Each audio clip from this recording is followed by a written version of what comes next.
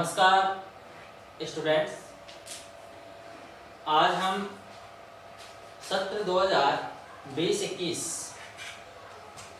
कक्षा 10 माध्यमिक शिक्षा बोर्ड के लिए जो साइंस सब्जेक्ट है उसकी तैयारी प्रारंभ करने जा रहे हैं।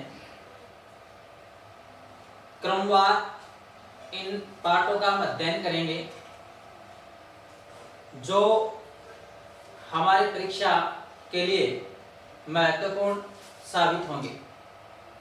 तो यहाँ हम पहला पाठ लेकर आए हैं आपके सामने आज, भोजन एवं मानव स्वास्थ्य,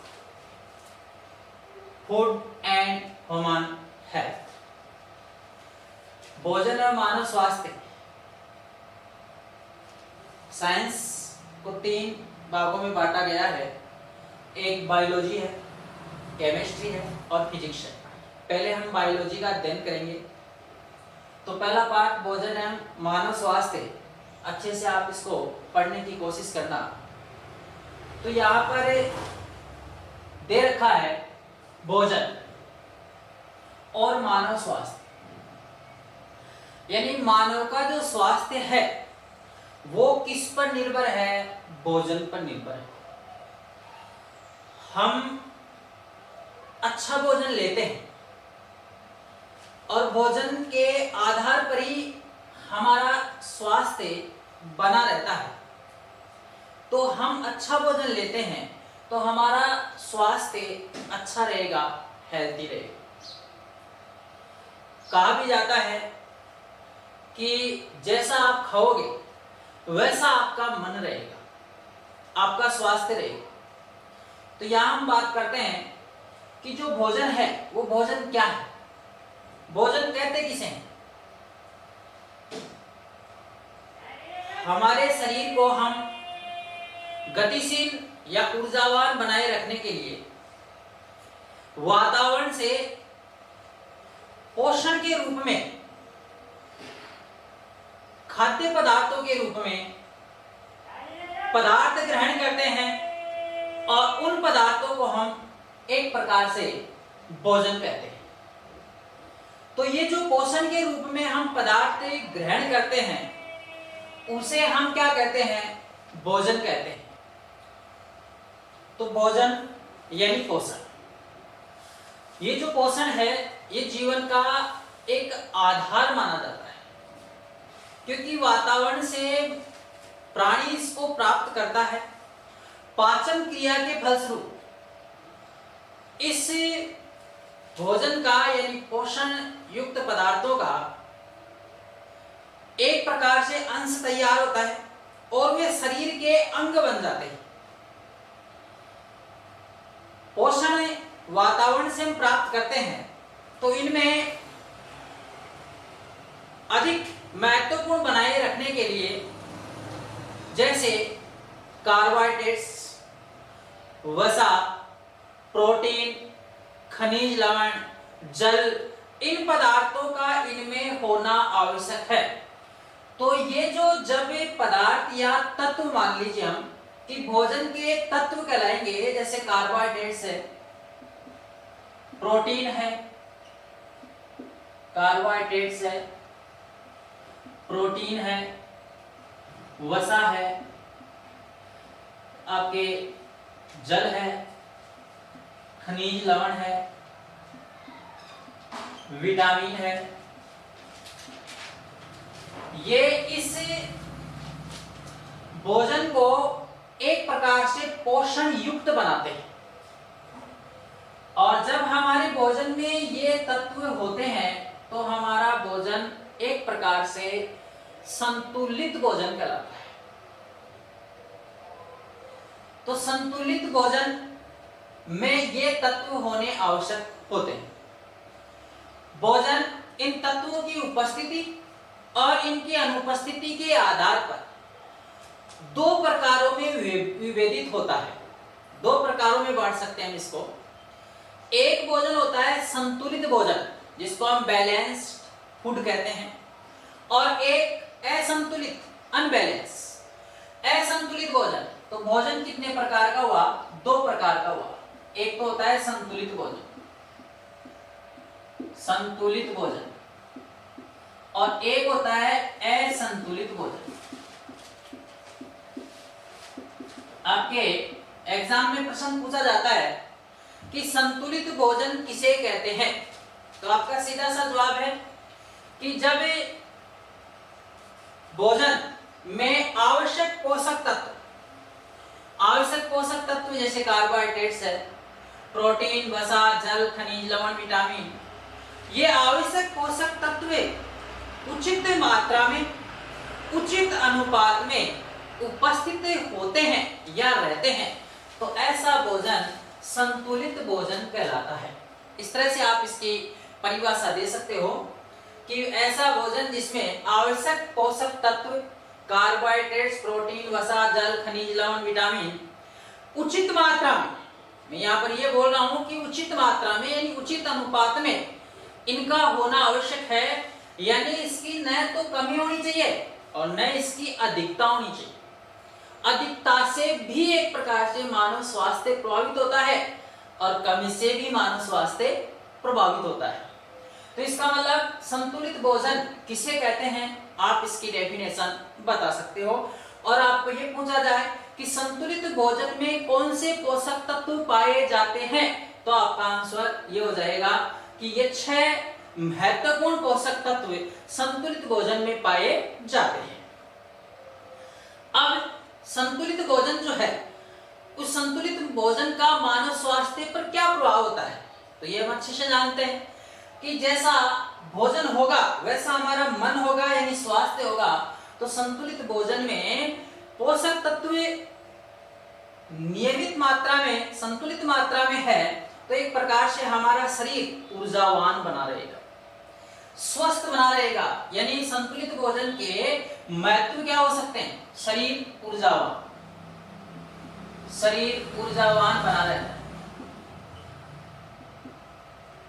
शक्तिपूर्ण, यानी एक प्रकार से एनर्जी, शक्ति, पावर उसके शरीर में होगी।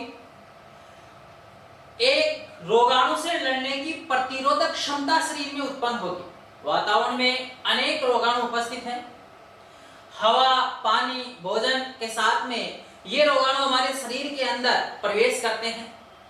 लेकिन मान लीजिए हम अच्छा भोजन लेते हैं, संतुलित भोजन लेते हैं, तो हमारे शरीर की इम्यूनिटी यानी प्रतिरोधक क्षमता ज्यादा बढ़ती है, जिससे हम स्वस्थ बने रहते हैं। शरीर की एक प्रकार से प्रतिरोधक क्षमता बढ़ाने का काम कौन करता है, संतुलित भोजन करता है, जो रोगाणु से लड़ने की क्षमता उत्पन्न करते हैं और जिससे मानव शरीर यानी हमारा शरीर जल्दी से मतलब बीमार नहीं होता है और स्वस्थ बना रहता है।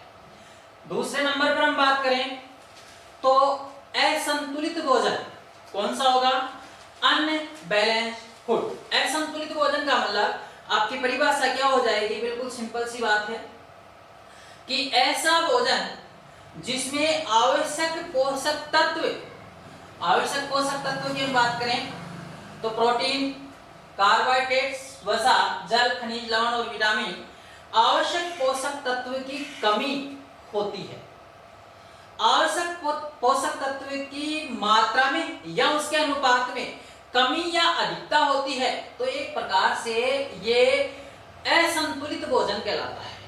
अनबैलेंस्ड हो गया, असंतुलित भोजन हो गया, यानी भोजन में इन पोषक तत्वों की किसी एक की कमी हो जाती है, लंबे समय तक शरीर में कमी हो रही है।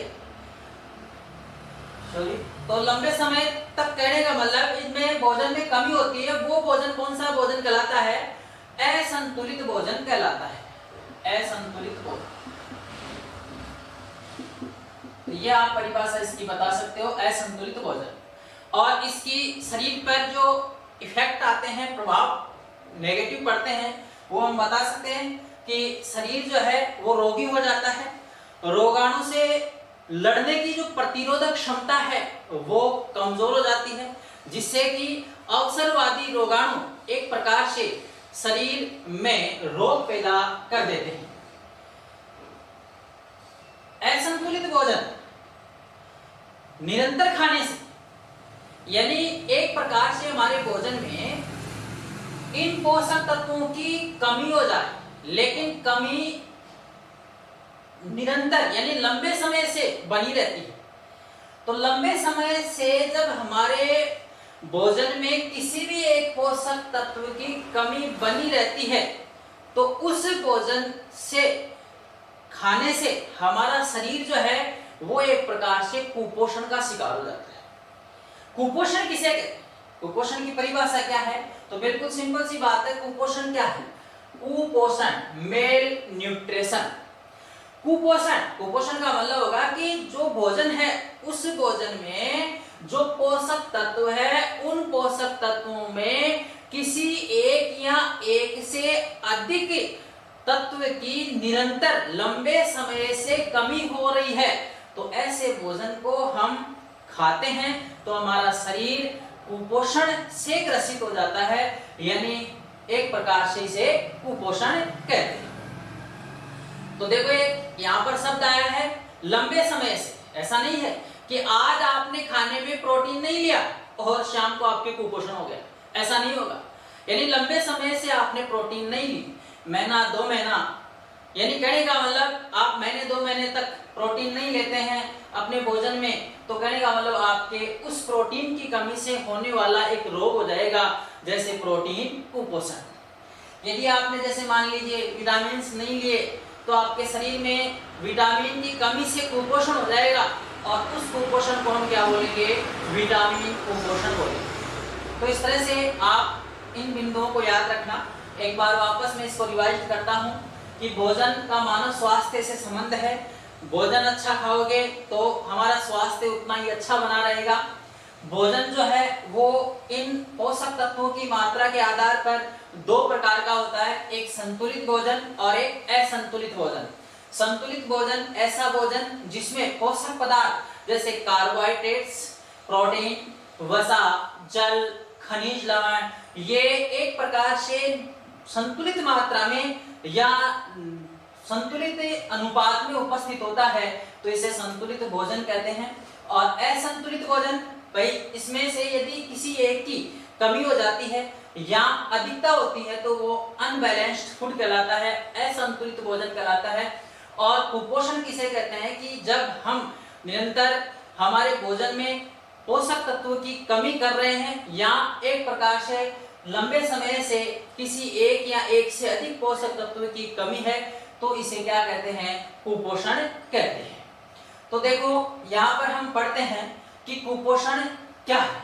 कुपोषण कौन कौन से कुपोषण है? तो आपकी पाठ्य पुस्तक में 3 कुपोषणों की चर्चा कर रखी है, जिसको हम एक एक पढ़ेंगे। तो पहले नंबर पर हम पढ़ते हैं प्रोटीन कुपोषण। प्रोटीन कुपोषण किसे कहते हैं? प्रोटीन कुपोषण एग्जाम में प्रश्न पूछा जाता है कि प्रोटीन कुपोषण किसे कहते हैं, और प्रोटीन की कमी से जो रोग होते हैं उन रोगों को समझाए, या प्रोटीन की कमी से जो रोग का नाम दे देता है उसकी आपको डेफिनेशन पूछ देता है। तो इसको अच्छे से पढ़ने की कोशिश करेंगे। देखो प्रोटीन कुपोषण ये एक ऐसा कुपोषण है जो हमारे भोजन में जो पोषक तत्व हैं, 6 पोषक तत्वों की हमने बात की, उन 6 पोषक तत्वों में से प्रोटीन जब पोषक तत्व हम अपने भोजन में नहीं ले रहे हैं, लंबे समय से नहीं ले रहे हैं, महीने 2 महीने से नहीं ले रहे हैं, तो कहने का मतलब लंबे समय से नहीं ले रहे हैं तो हमारे शरीर में उस प्रोटीन की कमी हो जाएगी और उसके प्रभाव हमारे शरीर पर देखने को मिलेंगे, नजर आने लगेंगे। तो ऐसा एक प्रकार से जब कुपोषण होता है तो उस कुपोषण को हम प्रोटीन कुपोषण कहते हैं। प्रोटीन कुपोषण यानी प्रोटीन का होना एक प्रकार से किशोर अवस्था जब प्रारंभ होती है, किशोर अवस्था में भरपूर बच्चे को क्या चाहिए? प्रोटीन भोजन में चाहिए। यदि मान लीजिए प्रोटीन की कमी उसके शरीर में होती है तो 2 प्रकार के रोग उसके सामने आते हैं। तो एक रोग होता है क्वासी और कोर रोग। क्वासी और कोर रोग, देखो जब बच्चे को प्रोटीन नहीं मिलती है या प्रोटीन की लंबे समय से उसके भोजन में कमी आ रही है, तो उसके शरीर पर प्रभाव नजर आएंगे कि उसका पेट फूल जाएगा, भूख उसको कम लगेगी, यानी भूख लगना बंद हो जाएगी, पेट फूल जाएगा, भूख का कम लगना, भूख का कम लगना। भूख कम लगने से एक प्रकार से उसकी उपापचय क्रियाएं जो है वो सही तरीके से नहीं चलेगी और उसका पेट जो है ना वो फूल जाएगा, यानी पेट का फूलना।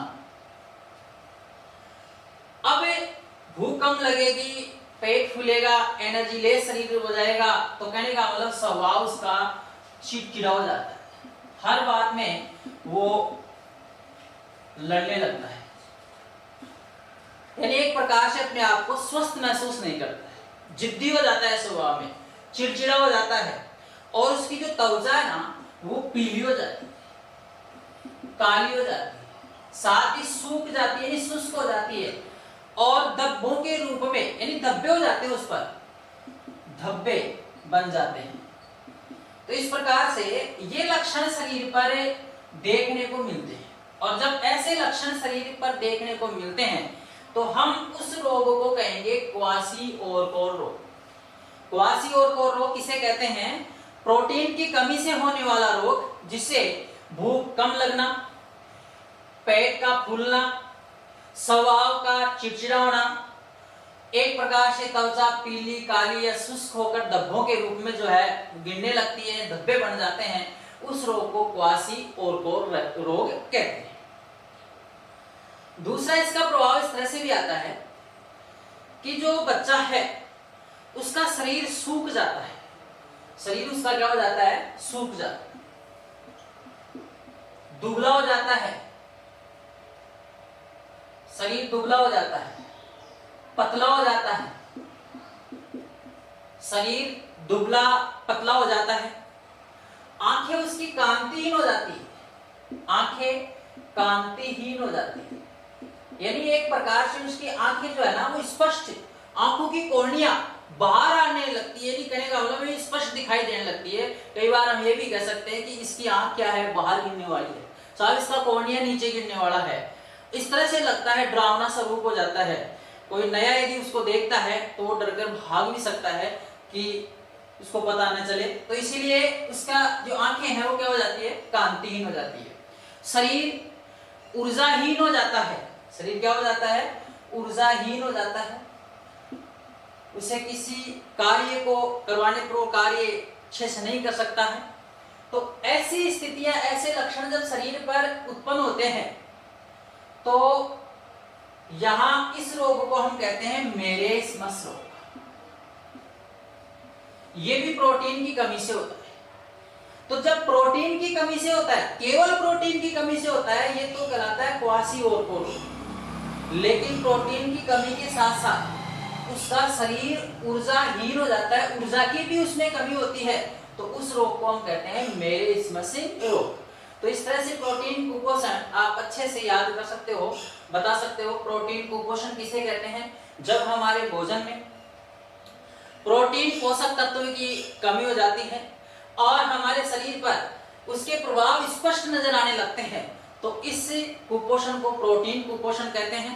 प्रोटीन के कुपोषण से दो प्रकार के रोग हमें देखने को मिलते हैं, एक क्वासी-ओरकोर रोग। तो आप बता सकते हो कि जब शरीर में प्रोटीन की कमी हो जाती है तो शरीर पर स्पष्ट लक्षण प्रकट होने लगते हैं, भूख का कम लगना, पेट का फूलना, स्वभाव का चिड़चिड़ा होना, त्वचा पीली काली शुष्क होकर धब्बों के रूप में झड़ना। तो इस तरह का जब लक्षण प्रभाव प्रकट होता है, इस रोग को क्वासी-ओरकोर रोग कहते हैं। ये ज्यादातर जो प्रोटीन की कमी है वो किशोर अवस्था में देखने को मिलती है। किशोर अवस्था में बच्चे को फुल प्रोटीन चाहिए, इसीलिए हमें किशोर अवस्था में बच्चे को फुल प्रोटीन देना चाहिए। इसी प्रकार से मेरेस्मस रोग, जो कि प्रोटीन की कमी के साथ साथ ऊर्जा की कमी से होता है, ऊर्जा की कमी से होने वाला रोग मेरेस्मस रोग, जिसमें शरीर दुबला पतला हो जाता है, आंखें कांतिहीन हो जाती है, शरीर ऊर्जाहीन हो जाता है। तो इस प्रकार से ये प्रोटीन की कमी से होने वाला रोग है। कल हम अगली क्लास में विटामिन कुपोषण और खनिज कुपोषण के बारे में पढ़ेंगे, तो मैं आपसे आशा करता हूं कि आप इस पाठ को, इस लेसन को अच्छे से पढ़ने की कोशिश करोगे, समझोगे और अपनी कॉपी में भी उतारने की कोशिश करोगे, जिससे कि आपको अच्छे से समझ में आए। धन्यवाद।